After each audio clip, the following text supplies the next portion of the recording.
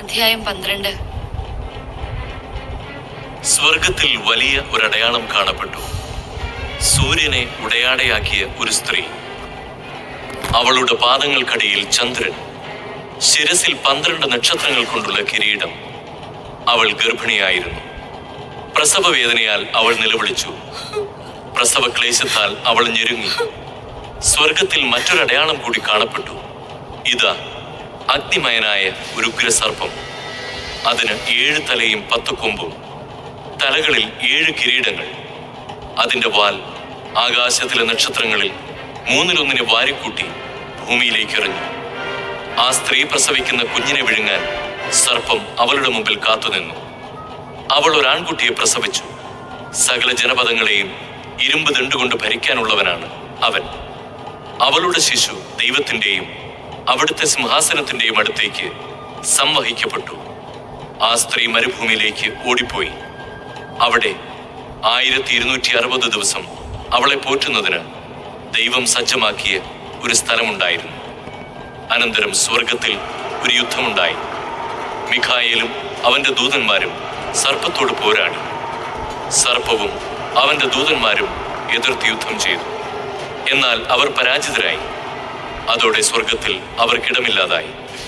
ആ വലിയ സർപ്പം, സർവ്വലോകത്തെയും വഞ്ചിക്കുന്ന സാത്താനെന്നും പിശാചെന്നും വിളിക്കപ്പെടുന്ന ആ പുരാതന സർപ്പം ഭൂമിയിലേക്ക് വലിച്ചെറിയപ്പെട്ടു. അവനോടുകൂടി അവന്റെ ദൂതന്മാരും. സ്വർഗത്തിൽ ഒരു വലിയ സ്വരം വിളിച്ചു പറയുന്നത് ഞാൻ കേട്ടു. ഇപ്പോൾ നമ്മുടെ ദൈവത്തിന്റെ രക്ഷയും ശക്തിയും രാജ്യവും അവിടുത്തെ അഭിഷിക്തന്റെ അധികാരവും ആഗതമായിരിക്കുന്നു. എന്തെന്നാൽ നമ്മുടെ സഹോദരരെ ദുഷിക്കുകയും രാപകൽ ദൈവസമക്ഷം അവരെ പഴിപറയുകയും ചെയ്തിരുന്നവൻ വലിച്ചെറിയപ്പെട്ടു.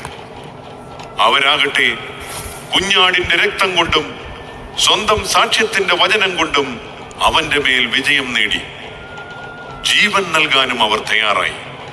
അതിനാൽ സ്വർഗമേ, അതിൽ വസിക്കുന്നവരെ ആനന്ദിക്കുവിൻ. എന്നാൽ ഭൂമിയെ, സമുദ്രമേ, നിങ്ങൾക്ക് ദുരിതം. ചുരുങ്ങിയ സമയമേ അവശേഷിക്കുന്നുള്ളൂ എന്നറിഞ്ഞ് അരിശം കൊണ്ട പിശാച് നിങ്ങളുടെ അടുത്തേക്ക് ഇറങ്ങിയിട്ടുണ്ട്.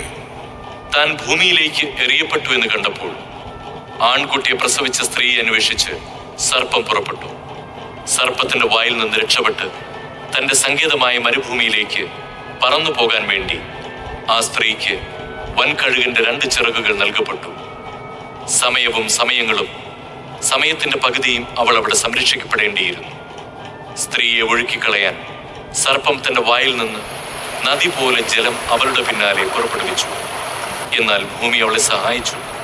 അത് വായ് തുറന്ന് സർപ്പം വായിൽ നിന്നൊഴുക്കിയ നദിയെ വിഴുങ്ങിക്കളഞ്ഞു. അപ്പോൾ സർപ്പം സ്ത്രീയുടെ നേരെ കോപിച്ചു. ദൈവകൽപ്പനകൾ കാക്കുന്നവരും യേശുവിന് സാക്ഷ്യം വഹിക്കുന്നവരുമായി അവരുടെ സന്താനങ്ങളിൽ ശേഷിച്ചിരുന്നവരോട് യുദ്ധം ചെയ്യാൻ അത് പുറപ്പെട്ടു. അത് സമുദ്രത്തിന് മണൽത്തിട്ടയിൽ നിലയുറപ്പിച്ചു.